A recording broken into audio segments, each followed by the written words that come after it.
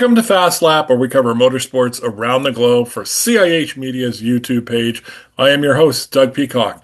In this edition of Fast Lap, got a lot of things to talk about. We've got MotoGP in Italy. We've got the World Rally Championship in Japan. We have IMSA in Detroit, along with the IndyCar Series, just 1 week after the Indianapolis 500. IndyCar back into action, and that's where we'll start first. Let's take a look at IndyCar in Detroit.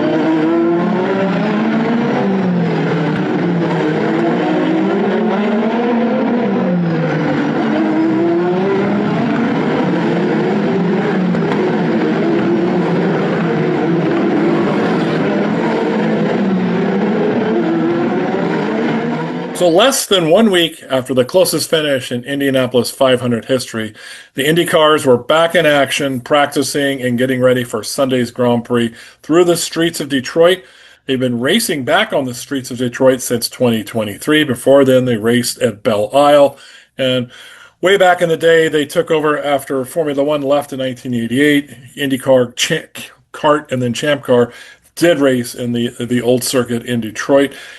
A very bumpy circuit. This is a much shorter version of the original Formula One track, which debuted for Formula One in 1982.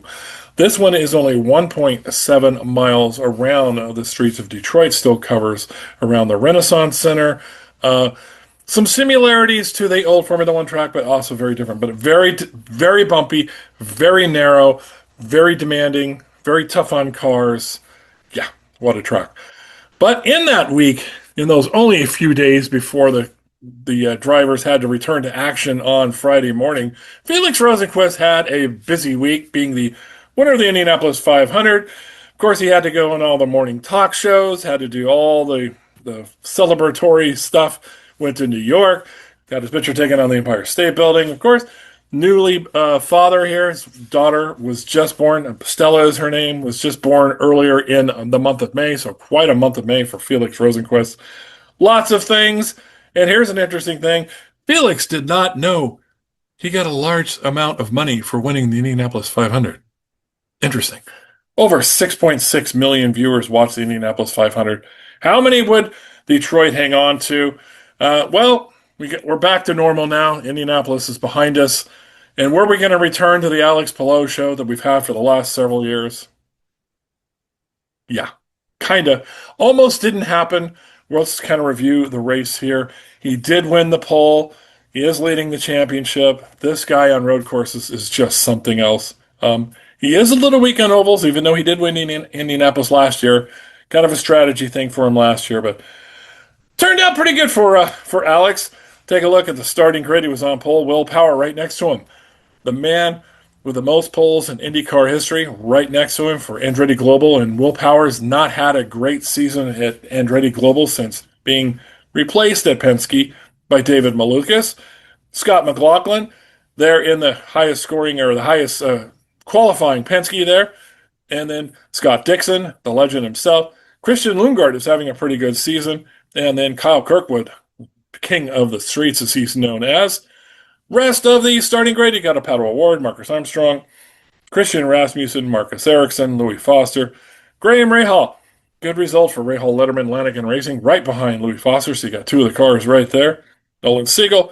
Alexander Rossi is not having a great month of May. Of course, he had that car stall on the straightaway there at the Indy Grand Prix. And then, of course, you saw the problems that he had at Indianapolis. He's still dealing with that foot injury that he had, along with, by the way, Joseph Newgarden, who injured his foot at Indianapolis. Then we got Dennis Hager, the rookie. Felix Rosenqvist, Indy 500 winner, only 16th fastest. Then Kevin Simpson and VK Colette had that big crash at the end. It set up that fantastic finish. Romain Grosjean, Joseph Newgarden again, very hampered by that foot injury that he suffered at Indianapolis. Ferrucci, Mick Schumacher, Stingray Robb. David Malukas had a big crash in practice. He started dead last. Take a look at the big Renaissance Center there in Detroit, right on the river. Canada right across the other side. We'll show you some of the highlights of the Detroit Grand Prix. We wait for the flag, everybody lining up, two by two by two, and we get the green, and Will Power immediately ducks into the toe of Alex Palou on the run down to what is turn 3, but for the sake of the start is turn 1. Palou has the inside line, keeps that nicely covered. and it's actually pretty tidy behind. Collette with a little bump of the car in front of him, but all neatly through. It looks like McLaughlin up front maybe got ahead as Rosenquist going in a little bit hot there as we see him too wide down the hill into turn 5. This is a tight section of racetrack. Drivers being so careful here not to hit each other or concrete and damage their cars early, but it's a tall order as Palou leads easily. Had enough overlap. But it's the lead. Power jumps up the inside of Alex Palou and snatches the lead away. How about that, guys? We did not see that coming. Something on board that 26 car has just come alive. 2 positions in 2 laps and Power to the point. That is a hugely significant moment in Will Power's career with Andretti, taking the lead decisively over the best in the business. He does it by simply outbraking him up the inside of the hairpin. And that was from a good distance back, T-Bell, and he kept it tight, he kept it controlled. That was a really, really good execution. Let's listen. Different postcode. And you look back at the live pictures, he is absolutely driving away. And apologies, different zip code. Back out on a new set of softs. And here comes McLaughlin. He's moved out of the tow and is side by side with Will Power, who looks across. McLaughlin gets tucked back up and now moves wide. Will have to go the long way around, bumping in the braking zone. And Power with the defensive drive again, edges McLaughlin wide. Here comes Lundgaard up the inside of both. McLaughlin to the lead, Lundgaard to second, Power drops to third. Rear tires on Power are absolutely wasted. He is desperately trying to hang on. I think he stayed out a lap too long. But this is the replay. Oh my goodness. That is a huge hit. I cannot believe that they're still on the racetrack. Let's take a look at McLaughlin's onboard here. He's going to cross up and push his old teammate off the road. Off the road and into the air. He had both front tires completely in the air. He was wheeling out of turn 2.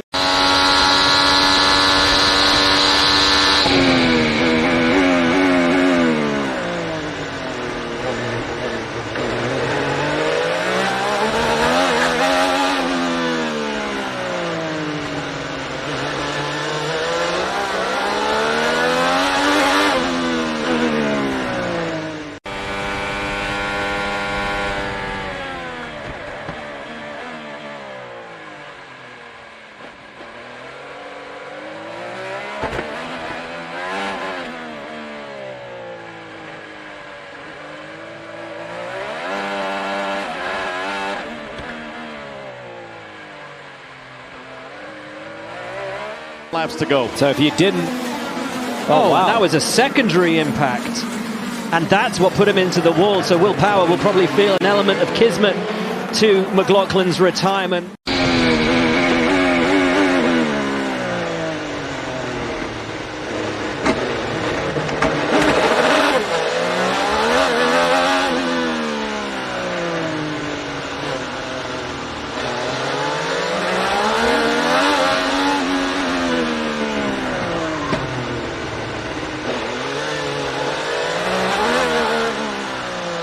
Well, man, do your thing. These guys' tires going down.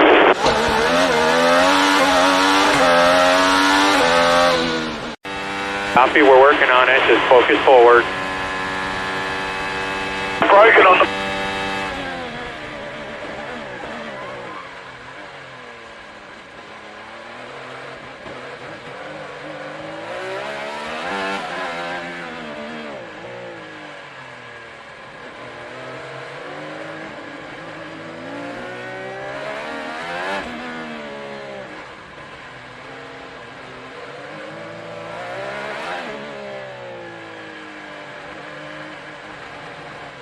Copy.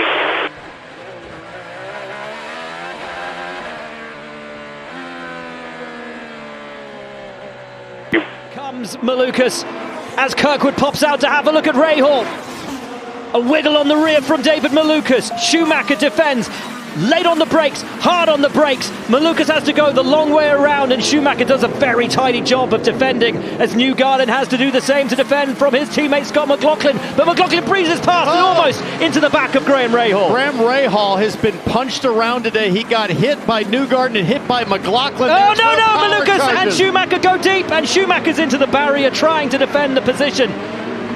And for Malukas, from the last row of the grid, all chance of that podium. And for Schumacher, the chance of his first podium in IndyCar. Both gone in an instant. Full course low will run home to win the Detroit GP.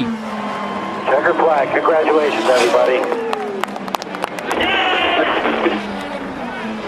Cal Kirkwood comes home second. It is a third podium of the season for Graham Rahal, who, despite having run out of push to pass long before the checkered flag, puts in a magnificent defensive performance for a return to the rostrum. It's Palou, Kirkwood and Rahal here on the streets of Detroit. Well, it's 4 wins on the season, 3 on street courses alone for Alex Palou. Chip just came down to say congratulations. Smiles all around for the team. I have to know, with 4 wins on the season already, is this feeling as joyous every time? Yeah, it feels like the first time, honestly. It was a tough one, very tough one, but the team did an incredible job once again with the strategy. Pit stops were incredible. The number 10 Honda looked really good, and I think it's always that it's been on track, it had wins. So incredible run, incredible start of the year. But it was tough, very tough with the temperature on the tires, on the restarts. I couldn't really be at the level of Kirkwood and Power and all other guys. They were just being able to get the tire temp a little bit higher than me, but still. Another win feels incredible, and can't wait for the next one. It really was tough. You really had to fight for this one, but what set you and your team apart? Just track position, being able to be up front was key. On the first stint, I started struggling. Will started struggling, then I kind of put myself in a bad spot and lost 2 positions with Lundgaard and I don't know who else. Oh, McLaughlin. So I kind of lost those positions there, but the team made a great call just to be safe with the yellow and kind of worked out for us. So massive congratulations. 23rd win of his career. That's Alex Palou, victorious here on the streets of Detroit. Kirkwood, P2. Well, you're always messing with me, man, but you've had a fantastic day. Started 6th, up to P2. Already saw you dissecting the race with your strategist, Brian Herter. That's a pretty great day, right, from where you started to where you ended? Yeah, I'm happy with that. The Sam's Club Honda was really fast. We took a little bit of a gamble on tires there, being the only guy on reds at the end. It nearly paid off, right? It was so close. It was 2 untimely yellows. We almost covered Palou when we were on primes, which would have been phenomenal. And then we had that other yellow where I had him lined up. I was ready to make a dive on him, and of course it comes out after I burned 10 seconds of overtake. So, and then from there we just didn't really have another shot at it. I think I just used up my tires too much to try that one pass, and the yellow came out as I was trying it. So I'm happy with P2 though. From 6, I'm very happy with that. Thanks to the team. Andretti Global pit stops were phenomenal today, absolutely flawless, and I mean, you can't really run much better of a race than that from 6. As many podiums as he's had in a season since 2020, and you did it today after you were back in the back. How? Yeah, well, we had a lot of pace when we needed it. We got lucky a little bit with the yellow. Although having said that, that was the strategy we played. When we got spun, we knew, okay, we're going to pit on the very early side of this window, and we've got to go a long way and save a lot of fuel. But we also got to get a yellow, and it worked out perfect, which we know during the pit cycles is when you typically get yellows. So Brian Barnhart did a wonderful job calling that. Honda, wonderful job here in the Motor City. I know it feels good for them, and the fuel mileage was really key for us. And the drivability, man, those restarts, I didn't have any push to pass left, because when I was passing all those guys to make my way back through the field, I had to use it all. And so for Fifth Third Bank and United Rentals and all of Mobil One, all of our partners, it feels extremely good to have a season like this. And look, we had a little bit of bounces too, but we also stayed out of the carnage other than the Kiffin part, watching, Power and McLaughlin take each other out and all the other guys bang. So luckily just stayed clear, man. It was a good day. My girls are here for the first time, for the first podium, I think maybe ever. All my daughters are here, so it's special for me. Big day for the Rahal and Force family. Graham Rahal comes home third. Alex Palou takes career win, a number 23 in IndyCar racing in kind of a typical Alex Palou way. Looked like he was going to dominate from pole. Then he fell back and lost the lead, actually fell back to 4th. Decided to try the undercut. Didn't look like it was going to work. Then he popped back in. He was going to work. Then he got a great caution flag period at the right time that really probably shouldn't have been a caution flag period. Yeah, and then at the end, he's running in the lead. Kirkwood got lucky, caught back up to him because of a crazy yellow, and then was going to try to pass Palau with about 5 laps to go, and another kind of crazy yellow came out, and that was it. Kirkwood could not pull off the pass because he was on the reds. Palau was on the blacks. Kyle ran out of tires, and yeah, Palau ended up winning by over 3 seconds. Graham Rahal, a great finish for him. His 3rd podium of the year for Rahal Letterman Lanigan Racing. Started in the middle of the pack, drove a good race. Actually got spun around at one point. I believe Kiffin Simpson bumped him at the hairpin, was able to recover and get 3rd place. Great job, Graham Rahal. The 2 Arrow McLarens, 4th and 5th, Award and Lundgaard. Lundgaard looked really racy at one point, but kind of got caught by pit strategy. Battle Award, just a good solid drive for him, but Award wants to be winning races, not finishing 4th. Our Indy 500 winner, Felix Rosenqvist, in 6th. Louis Foster there in 7th. Crazy, he started right above Graham Rahal, his teammate, but managed only to get back to a 7th. Then we got Marcus Ericsson for Andretti Global, Kiffin Simpson, and Joseph Newgarden with that bum leg. 10th, actually had fallen back at the start to dead last. A lot of people thought he might bring it in and retire because that leg was bugging him, but he did manage to bring it home to finish 10th. Let's look at the rest of the field. You got Marcus Ericsson, VK Hauger, Stingray Robb, Nolan Siegel, Kai Collette, Rossi. So glad, as he said, to have the month of May behind him. More problems here. Was actually in 2nd place on merit, on the same pit strategy as Palau, but got a drive-through penalty for a pit violation because he had to pit when the pits were closed. Managed to finish 17th. David Malukas started dead last. Looked like he was going to be in a good position, but got tangled up with Mick Schumacher. Fell back to 18th. And Scott McLaughlin and Will Power had an interesting spirited battle for the boys from down under. Of course, McLaughlin from New Zealand, Will Power from Australia. Had a nice discussion after the race. They are friends, so we'll see if they are friends at our next race. Mick Schumacher and Romain Grosjean there. Ferrucci. So Power did not finish, had a problem after that collision with Scotty McLaughlin. And he did not finish. Ferrucci did not finish. Scott Dixon and Christian Rasmussen was the first one out with mechanical difficulties. Kind of a crazy commentary here. Scott Dixon, Will Power were the 2 dominant forces of IndyCar for over the last decade. Both of them seem to be on a bit of a decline. Maybe Penske saw that, and that's why they didn't keep Power. They brought in Malukas. Don't know. He is still fast. I think Will Power is a matter of just simply finding his feet at Andretti Global. For Scott Dixon, he doesn't have the magic that he used to. He used to have that Palau magic, being pitting at the right time, starting up front, being on pole, getting those wins that he should have had. That all has seemed to have ended up in the cockpit with Alex Palou. So Scott Dixon, I don't know. Let's see what happens in the future. Great, as I said, great podium for Graham Rahal for Rahal Letterman Lanigan Racing. Not one of the bigger teams, but having a good season for him, and I'm so happy for Graham Rahal. It is the first race that all 3 of his daughters attended the race. Good luck for him.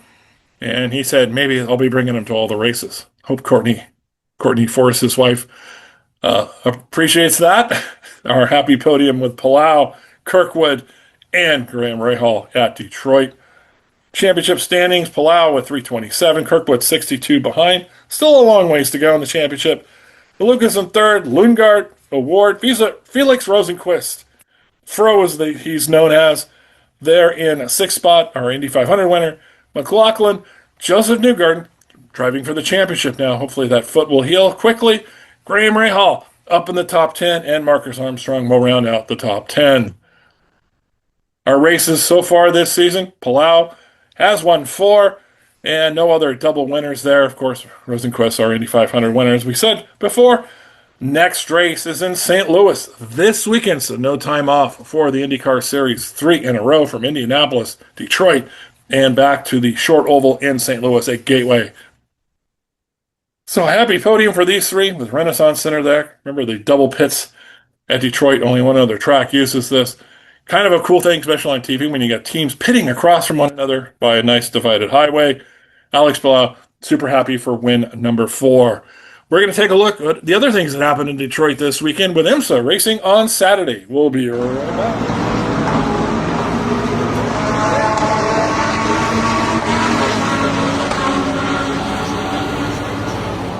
Detroit is one of a few races on the IndyCar calendar that they actually share between IndyCar and IMSA. Long Beach being, of course, one of those. We've already had Long Beach.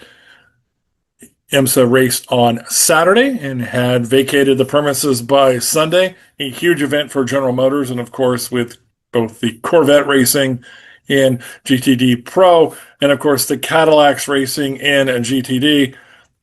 Hey, what can we say? We're just going to show you the winners because there's something else we want to talk about here. The number 31 Cadillac Whelen won with Jack Aiken and Earl Bamber. You see the top 10 results there. The BMW there was second. Number 25, the Wayne Taylor Cadillac, number 10 in third, rounded off the podium. The Penske Porsches finished 5th and 8th there in the last. We see the 10th spot there to the Aston Martin Thor car in GTD Pro. Hey, it was a good day for General Motors. What can we say at that track? The Corvette racing by Pratt Miller Motorsports with Antonio Garcia and Alexander Sims took the win in GTD Pro. Rounding off the podium was the Lamborghini there, the number 9 in second, and the Ford Mustang there, another big Detroit company, or shall we say Michigan, because they're in Dearborn. So rounded off the podium, you see some of the other finisher there in IMSA.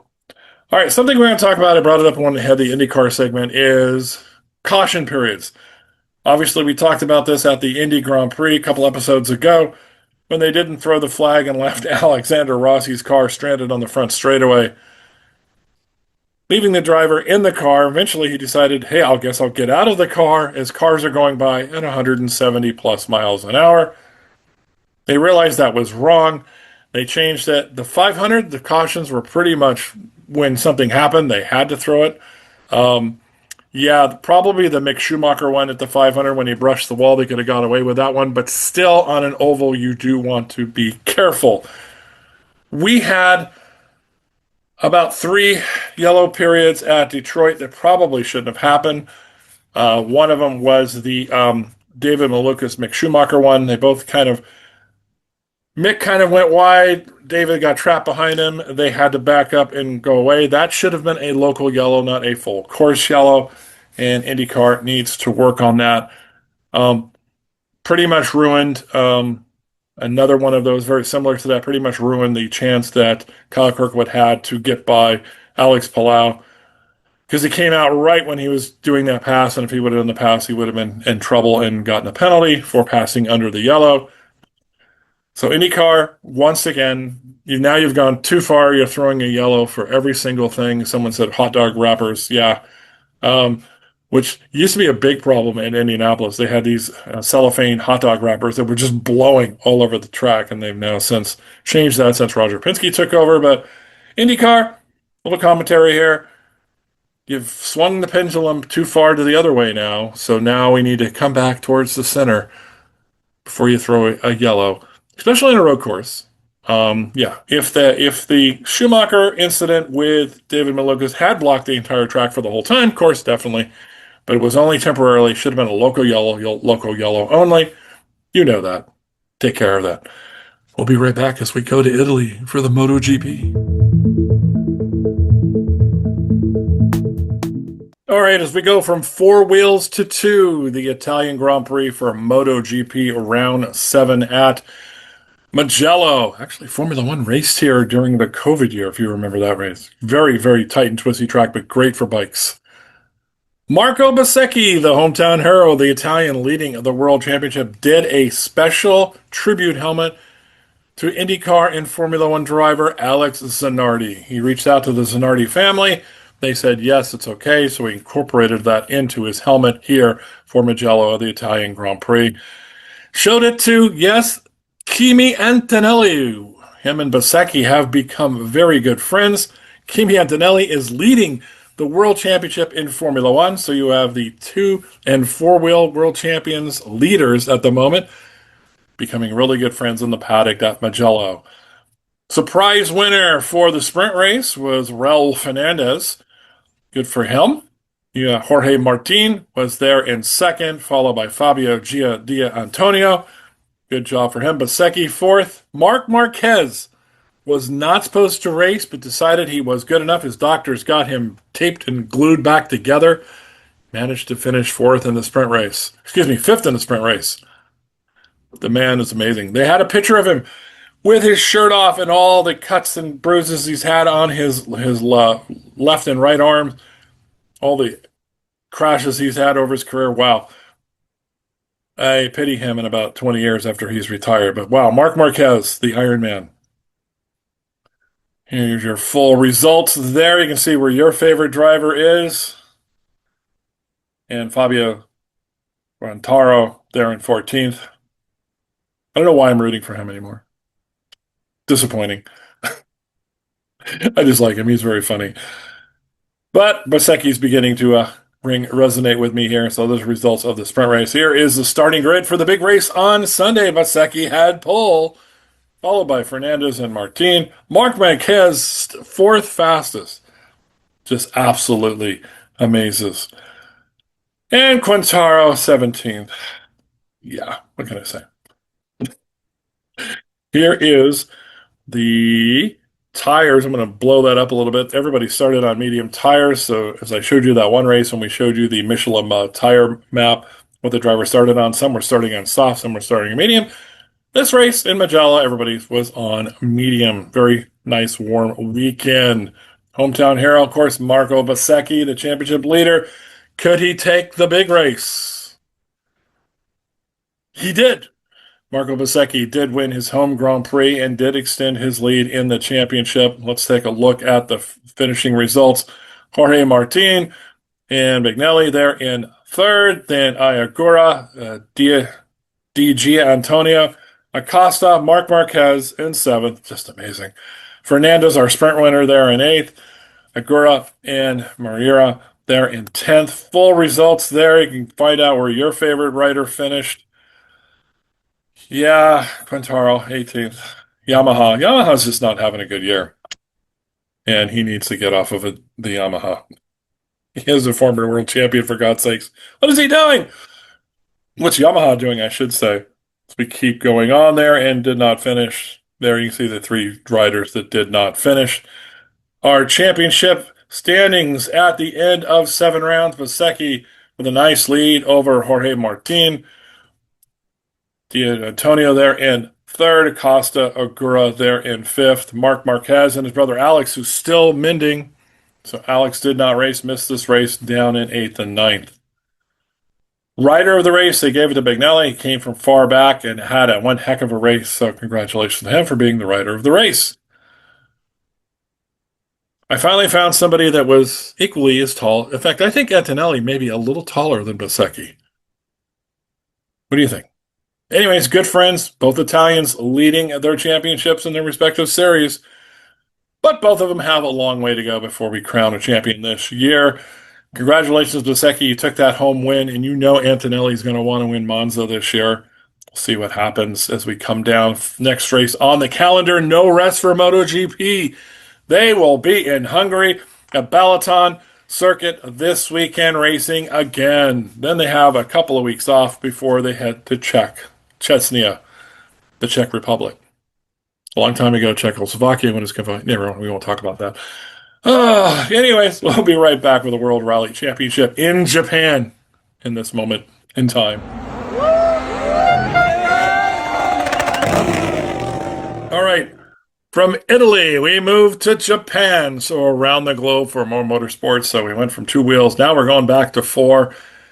Still on pavement because mostly the Rally of Japan is mostly asphalt. It is the last asphalt race of the season here for World Rally Championship. Of course, Takamoto Kasuda, it's his home race. He's already won one of the rallies this year. He was very happy. Thought he could win this one. Take a look at the lineup here. As we can see, Toyota had full everybody available here, including Sebastian Ogier, looking for that elusive 10th title. Yeah, Solberg, Bahara, Kasuda, Evans, Ogier, they're all there. Hyundai, Formo, and Nouvelle were there. They had Hayden Pandon in the third one, and you had Armstrong and McLaren there for Ford. Pretty much this championship in World Rally 1 has become a Toyota fan fest, with Hyundai having a good result this year. Nouvelle has won one of the races this year, one of the rallies, I should say, this year. Hyundai is really contemplating whether they're going to return for 2027. There are new rules in place. There is a lot of rumors about other vendors that may come in, or should we say manufacturers. One of them being Lancia, which is present in World Rally 1 and, World Rally 2 and 3. So we look for a good return from Lancia, one of the names from the past. Subaru has not had any talks whatsoever. There is talks that perhaps Ford will up their program or not. Toyota has said they will return. Hyundai is on the fence whether they will return or not. They have basically been getting their clocks cleaned for the last couple of seasons here in World Rally. And then, of course, we have Ott Tanak, one of the best rally drivers, who decided to sit out this season and wait and see. He wanted that ride with Toyota, but they gave it to Oliver Solberg, who was a Toyota man in World Rally 2, the World Rally 2 champion last year. He is now, of course, on World Rally 1. And Tanak didn't get it. He didn't want to stay another year with Hyundai, kind of being mediocre. So he set out, and we'll see what happens with that. So, really, this rally is kind of a battle between the Toyotas. Solberg is the fast guy, of course, ran out and was doing well, and then had yet another accident and pretty much crashed himself out of contention for winning this one. Let's take a look at the winner. It's Elfyn Evans. So Elfyn Evans, the Asphalt King, won this one for a great victory for him. His 13th World Rally win in his career. Young career, should I say. And World Rally 2, it was the Lancia pair of Grazian and Alexandrov. And World Rally 3, Rossi and Seresman. Also driving for Lancia. His most stage awards win there. Went to 10, went to the World Rally 2 car, the Lancia. It's a beautiful looking car, by the way, and there's good word is that they are going to come into World Rally 1 next year, which would be great to see. It would be somebody that needs to challenge Toyota, kind of knock them off their perch a little bit. And let's take a look at the official wins. The official finishing is Evans finished over Ogier, beaten by about 12 seconds to Pahara, Kasuda, and then the first of the Hyundai cars, Formeau, then Nouvelle, Pandon, Armstrong, Grayson, and McLaren. Solberg, nowhere to be appearing because he did not finish the main rally. He did win the super stage on Sunday, so that helped him with points. Ogier kind of was asked, hey, what would you advice you give him? He goes, I am talking to him. I'm telling him not to simply go out and try to win the rally on the first day or the first stage. Take it easy. The man attacks everything with such a zeal. He does need to tone it down a bit. So he has crashed a lot this year in his first year in World Rally 1. But popular guy, and he's spectacular to watch. Let's see what happens. Kasuda, sorry that he did not win. At one point, he had the lead and just ran into a few problems here and managed, as you saw, he finished down in the order.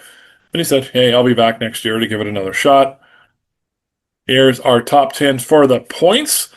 Evans walks away with 28. You see Ogier with 23. And here comes Sebastian Ogier again, folks. Kasuda in third, one time led the championship. Or should I say in third. Got 20 points, so a good day for him. Pahara there in 18th. Formeau and Solberg, who got the Wolf Power stage and the Super Sunday points, managed 10 points, even though it was a disappointing finish for him in the overall rally. And you can see the rest of the winners. Rest of the point getters there for this rally. Overall for the championship, it's Elfyn Evans leading over his teammate Kasuda. Then Solberg, who's had those crashes, but he's still in the top three. Pahara and, Sebastian Ogier. Will he win again? My bet is he probably will this season. Overall points, not a surprise there with Toyota with 370 over Hyundai's 243. Hyundai has, like I said, has won that race, rally earlier in the season. Then Toyota 2 with 106. M-Sport's behind Toyota 2. But again, it's not a Ford factory effort. It's being ran by M-Sport with very little help from Ford. That's a shame. So a great day for Toyota as they swept the podium, and the head of Toyota was there to celebrate with his boys as they continue to do well in World Rally 1.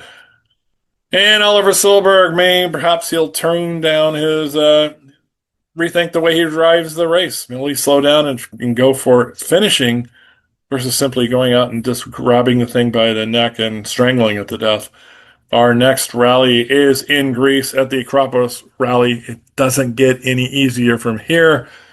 We'll see what happens. That is at the end of June. We'll be back with some news and odds ends coming up in Formula One and elsewhere in just a second.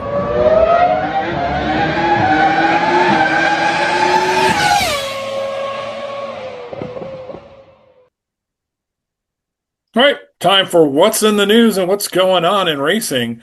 Alpine, the Formula One team, announced last week that their new title sponsor next year would be Gucci. Everyone's anticipating what color the livery will be. I've seen a black and gold one as sort of depicted here in this pictures. I don't know why they have Fernando Alonso there. They think they're going to get him back. Where's Pierre Gasly going? Or is that a terrible rendition of Pierre Gasly who looks just like Fernando Alonso? Not sure. BWT will be ending their relationship with Alpine at the end of the season. Not clear if they will go to another team or they will simply withdraw from sponsoring in Formula One altogether. This deal is supposedly worth about $50 million a season. It's a 3-year deal. Can't wait to see what the livery is going to be. Also, what the pits are going to look like. Fernando Alonso, speaking of Fernando Alonso, is boycotting the main Spanish broadcaster from here on in that he always used to do a pre-race interview with since his entire career, basically. They badmouth Aston Martin at one of the races earlier in the season, and they released the name of Alonso's newborn son, which he's tried to keep out of the press. A lot of famous people, like Nico Rosberg, for instance, there are no pictures in social media or in the press out there in the public of what Nico Rosberg's daughters look like and tries to keep their names hidden. He's just trying to keep them out of the public, and it makes them targets for, among other things, kidnapping people that have a lot of money. Well, Fernando Alonso, one of the richest people in Spain, I'm sure, was very unhappy with that. So he is going to boycott, no longer do interviews with them. Kind of a strange thing. This one just popped up on the news today. Very interesting indeed. McLaren will be driving their 1,000th, one with 3 zeros, Grand Prix this weekend at Monaco. That is just crazy. Of course, starting all the way back in the 1960s with founder Bruce McLaren, the Kiwi. And what can we say? Some great drivers have driven for McLaren over the years. Their first world championship was won by Emerson Fittipaldi. There's only a picture of him. They don't have a likeness of him. Other championships, of course, James Hunt, 76. Fittipaldi's championship happened in 74. We've had Niki Lauda win in 84, then Alain Prost, Ayrton Senna, of course, Lewis Hamilton, Kimi Räikkönen didn't win a championship there. Mika Hakkinen did. He won 2. But a lot of great drivers. You have Denny Hulme that's raced there as well. David Coulthard had a nice long career and won a lot of races for McLaren. So congratulations to McLaren, 1,000th race. Your drivers this week are going to be world championship defending Lando Norris. And the man who finished 3rd last year, Oscar Piastri, who wants to win it this year. So congratulations. They're going to have a special livery. Here's a peek at it. Kind of a tiger-looking livery here. Papaya gets a little mean with a lot more black on it. Now we're moving to some other big news. Abby Pulling, who won the Formula One Academy Championship in 2024, the first woman to win a British GP3 race, GB3 race, excuse me, and she did it at Spa. She won pole and dominated the race.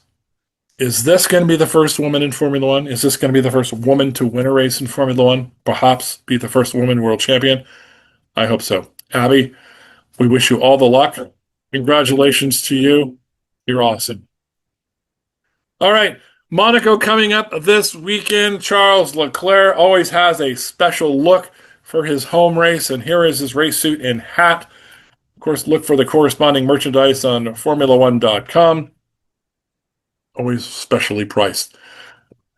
And it's Race Week. Monaco is this weekend. Here we are for the big event. My predictions? Mercedes.